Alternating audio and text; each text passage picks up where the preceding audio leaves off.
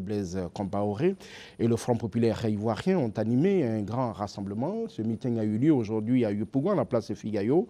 Un message de soutien au processus de paix engagé, témoignage de l'amitié entre les deux peuples ont été délivrés à l'occasion de ce meeting. Reportage Ange Gossé. Les communautés burkinabées et ivoiriennes étaient fortement mobilisées pour ce rassemblement en faveur de la paix.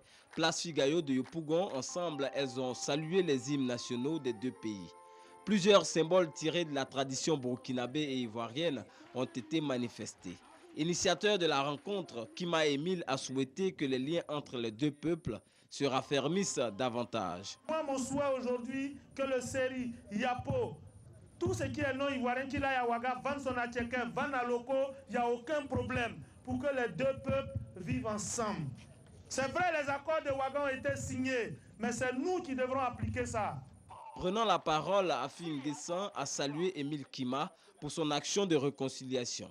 Il a demandé à la délégation du Congrès pour la démocratie et le progrès, présente à cette cérémonie, de traduire au président Blaise Compaoré l'hommage qui lui est rendu en ce moment. Cet acte vient consolider l'accord de Ouagadougou et éliminer les frayeurs qu'aurait pu susciter l'attentat manqué de Bouaké, a-t-il ajouté.